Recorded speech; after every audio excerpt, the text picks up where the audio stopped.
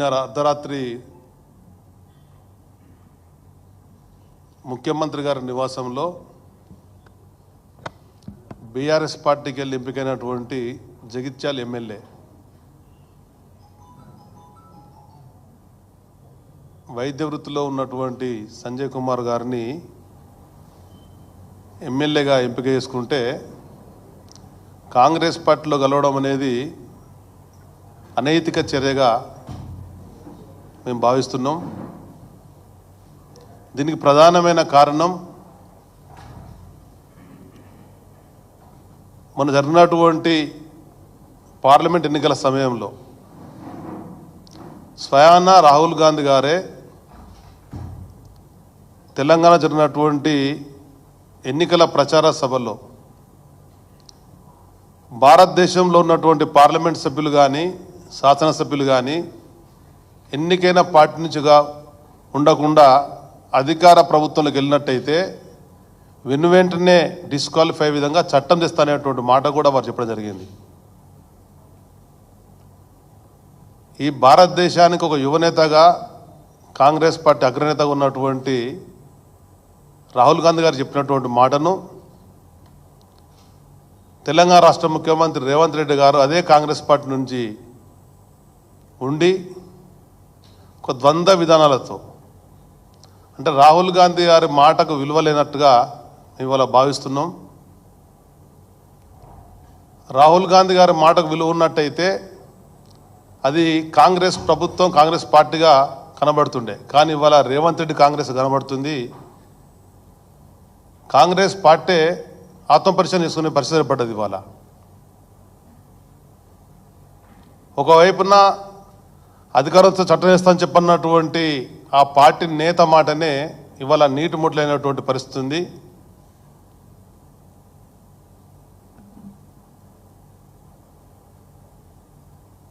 ఇతర రాష్ట్రాలలో బీజేపీ పాలిత రాష్ట్రాలలో కాంగ్రెస్ పార్టీ ఎమ్మెల్యేలు చేరినప్పుడు వెనువెంటనే కాంగ్రెస్ పార్టీ స్పీకర్ దరఖాస్తు ఇస్తున్నారు, డిస్క్వాలిఫై చేయండి అని చెప్పని.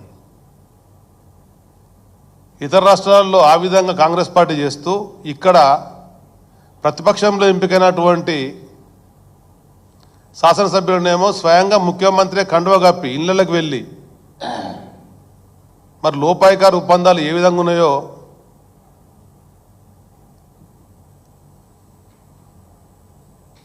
ప్రజలు గమనించేటువంటి పరిస్థితి వచ్చింది. ఇవాళ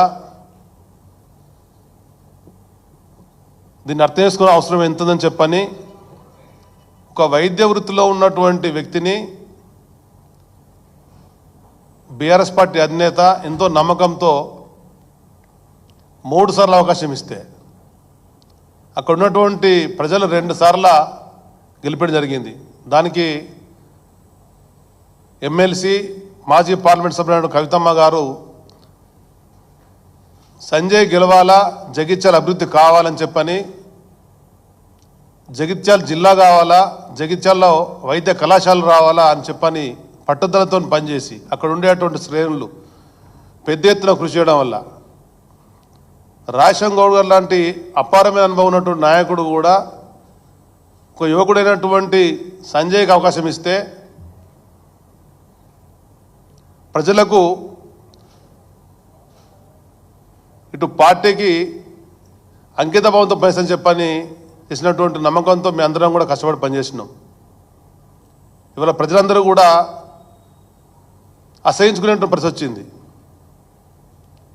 జగిత్యాల కాన్స్టిట్యున్సీలో ఉన్నటువంటి ఈచ్ అండ్ ఎవ్రీ కార్నర్ నలుమూలలు ఎక్కడ చూసినా కానీ ఈరోజు ప్రతి ఒక్కరూ ఇది నీతిబాహ్యమైన చర్య, అనైతిక చర్య, ఇది తప్పుడు ఆలోచనలు అనేటువంటి మాట అందరూ కూడా మాట్లాడుతుంటుంటే రాజకీయాలు ఉండేటువంటి వాళ్ళు ఒక నియమ నిబంధనలకు ఉన్నట్టయితే గౌరవ ప్రతిష్ట పెరుగుతుంది. ఇష్టానుసారంగా వివరిస్తే మాత్రం అది ప్రజాకోర్టులో శిక్ష పడడం ఖాయమని చెప్పని స్పష్టంగా కనబడుతుంది.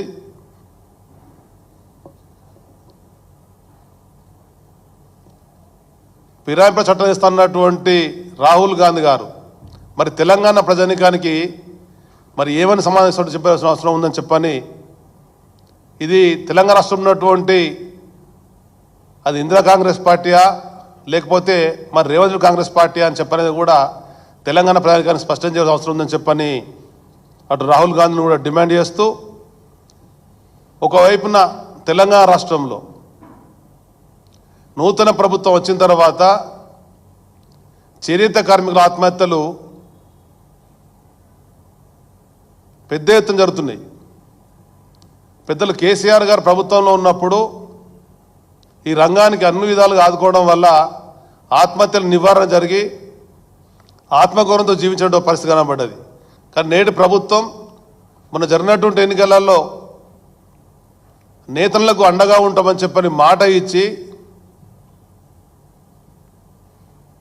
నూలుపైన జీఎస్టీ ఎత్తేస్తామని చెప్పని భారత్ జోడో యాత్రల రాహుల్ గాంధీ గారే స్వయంగా ప్రకటించి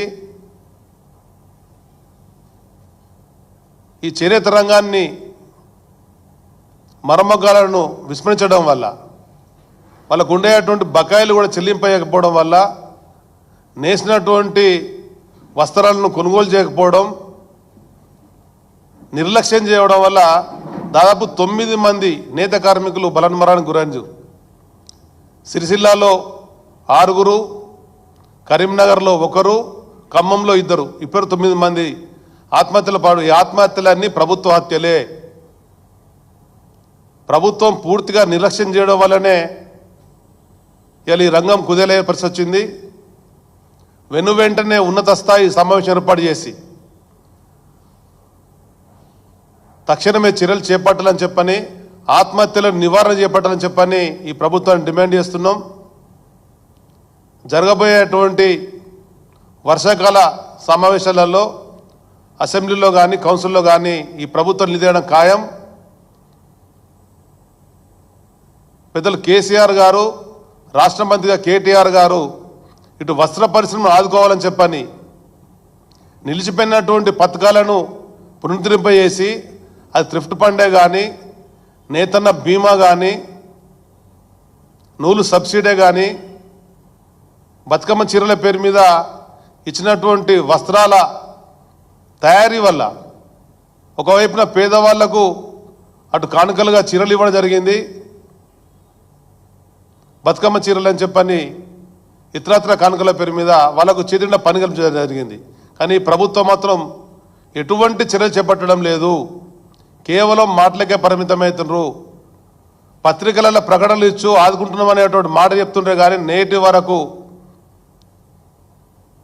పట్టుకున్న పాపన ఊలేదని చెప్పని ఈ ప్రభుత్వం వెంటనే వస్త్ర పరిశ్రమ జరుగుతున్నటువంటి ఆత్మహత్యల నివారణకు చర్యలు చేపట్టాలని డిమాండ్ చేస్తున్నాం. బీఆర్ఎస్ పార్టీ ద్వారా ఎంపికైనటువంటి ఎమ్మెల్యేలను మీరు నయానా భయానా ఏదో విధంగా లొంగదీసుకొని చర్చుకునే మాత్రాన బీఆర్ఎస్ పార్టీ బలైన పడే సమస్య లేదు. ఉద్యమ నేతైనటువంటి కేసీఆర్ గారి నాయకత్వంలో తెలంగాణ రాష్ట్ర సమగ్ర అభివృద్ధి కొరకు, తెలంగాణ సాధన కొరకు నిరంతరం శ్రమించినటువంటి శ్రేణులు ఉన్నారు. ఈ శ్రేణుల నాయకత్వం తిరిగి